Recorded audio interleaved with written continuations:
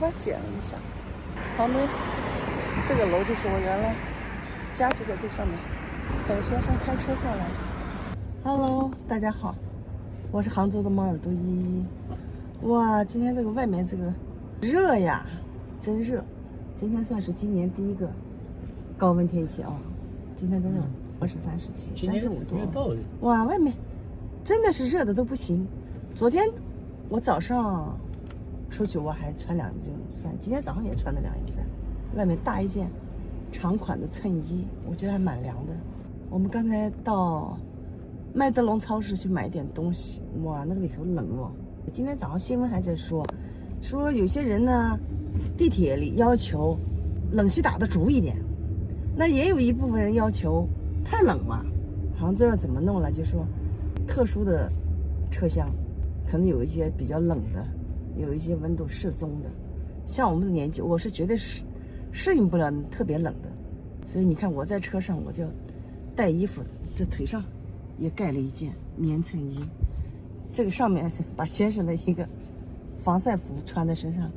一打空调人就感觉不舒服，但是你不打人又受不了。今天你看闷也不闷了啊，很透气。预告的是几号？7号出梅是吗？我看今天的那个湿度还是85%。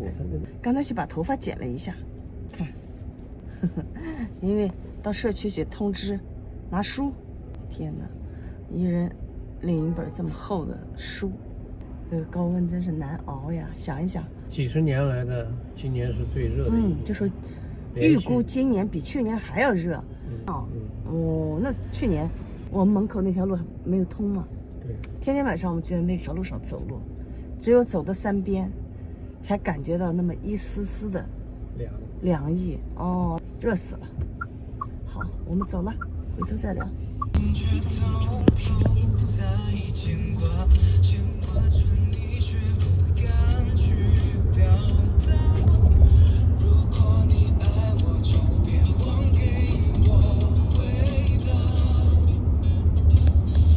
钱塘江，这是4桥是吧？对，也叫复兴大桥。很多外地的朋友到杭州来，就说杭州这个城市楼房不高，很小。其实他们不知道，因为杭州有西湖是历史留下来的啊，有要求不允许建筑超过4层以上，所以为什么在杭州周边的建筑都比较低？你看这是滨江，这都是住宅楼啊，都很高。杭州的高层建筑就在外围啊，主城区不太高。你看滨江这里建筑都很高。中午了，刚从外面回来，我先烤点薯条。我们的小家伙呀，天天都要吃薯条。我说老是给他买肯德基、麦当劳，我自己炸吧，自己烤一下。这个还没有油。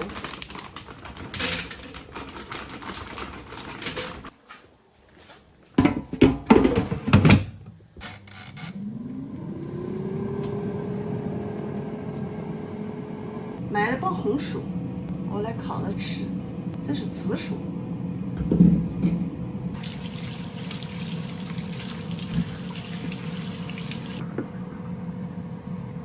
买了4个贝贝南瓜，先生每次去买都买的错，这个应该是不会有问题。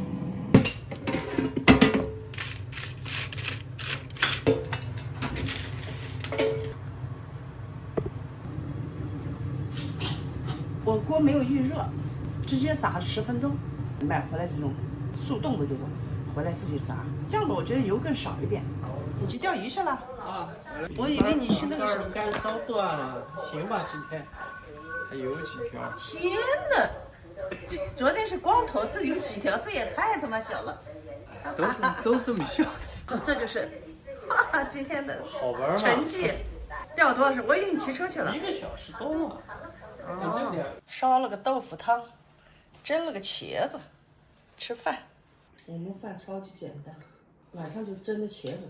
这是先生第一次战力成果，钓了几条？4条，1个手指头这么长的鱼。小白条，长大了像翘嘴，品种可能稍微有点差异，形状有点像。我们早上出去跑了半天，出去办点事，真热呀！那天听新闻，这样一档事，就是说啊，孩子从小一张白纸，在父母的引导下，上梁不正下梁歪。有一个男的，这个男的呢是单身，工作很忙，平时没有时间烧饭，他呢就是2点一线，单位家里吃饭呢，要么在单位，要么回来就是点个外卖。他一般点外卖，他下班之前点好，他们小区把外卖就放在小区统一的那个外卖的柜上，然后他下班路过就把它取上，拿回家吃。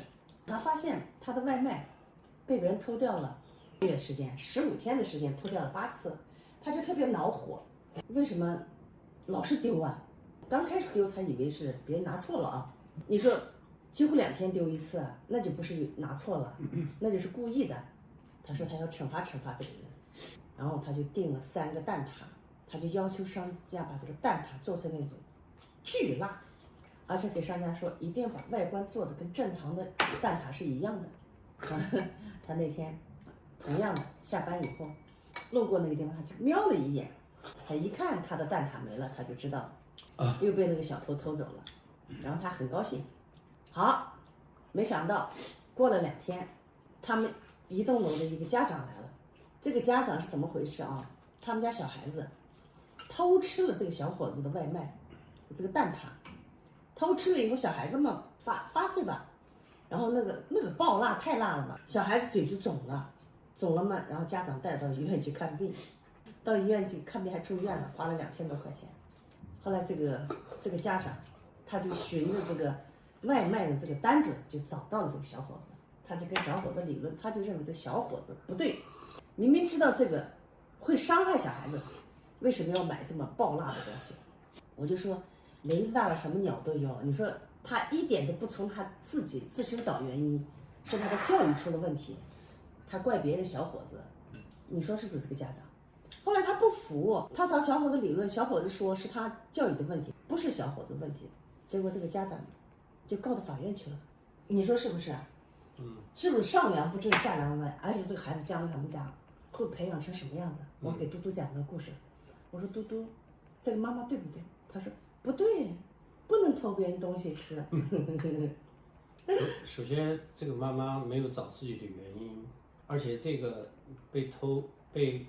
丢掉外卖的这一位，他并不晓得这个来偷他的这个外卖食物的人是个未成年。那这个母亲去指责这个人说你没有考虑到孩子怎么，我觉得这种他都说得出口，不是你这么小的孩子，你没把他教育好，没有来谴责别人。就是如果别人知道是个小孩儿，那你如果说一直知道你的小孩在偷吃别人的东西，那你为什么不制止呢？或者是拿着这个单子去找这个失主赔礼道歉呢？而是查这个单子，查完了以后去指责别人。我觉得这个还不是指责，告到法院。不，就是刚开始让这个小伙子啊要赔偿他这2000多块钱。对，那我觉得这个小伙子的做法也是无奈之举，因为他丢的太多了，他想通过这种方式对这个偷子进行一次处罚，但他这种方式可能有问题，但是他本意并不是想把这个小孩，对，爆辣，也可能就是意思就是说你既然老偷我的，我也让你知道偷的这个没有什么好的结果。那因为他找不到嘛，如果他能找到的话，他可能也不采取这种方式。所以说，我觉得这个母亲，首先第一教育孩子有问题，第二，他去来告这个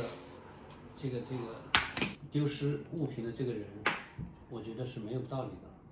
法院我觉得是不应该去支持他。是没有，到最后判决了没有支持他。对，这要是支持他，这个道德观就有问题了。对你这个孩子8岁还没有形成世界观，那肯定言行举止还是要靠家里的人去引导。我就说什么样的人都有。还有一个新闻里，一个女的，原来和父母住在一起，然后呢家里人多嘛，就买了全款买了3个车位。后来父母有事走了，就剩她一个人了，她就把那2个多出来的车位就加上地锁。后来这个女的就发现他的车位地锁让别人砸掉了，停一辆白车。他说怎么回事啊？然后就找物业，让物业来查，是他们一栋楼的一个男的。他说呢，这个车位离我家近，我每天工作很晚才回来就找不到停车位了。就说这女的，你有点太缺德了，你就一辆车，你占那么多车位干嘛？意思就是说，如果你还那么过分，下次你还把它锁掉，那我见一次砸一次。哎，这个和那个小孩的妈妈有什么区别？一样的，我就说，怎么这个社会怎么真的有这种无赖啊？关键是人家是花钱买一个使用权。对呀、人家上锁是正常的，你管人家有几辆车？对呀、这是别人的东西呀、跟那个车位跟我看那个有几辆网车没任友就是说何关系。网友就是说，你要不你掏钱嘛，租别人的嘛，他又不掏钱，那女的想把车位租出去，他老是占着别人车位啊。那像他这种情况，如果说他强行的把人家锁砸掉，完全可以报警，通过司法来解决，损坏他人的物品。那这是司法层面的事情，法律层面的事情，我就觉得这人要是没有素质，就像那小孩的妈妈和这个男的是不是同一类人？应该把这种没有素质的人搞到一起去。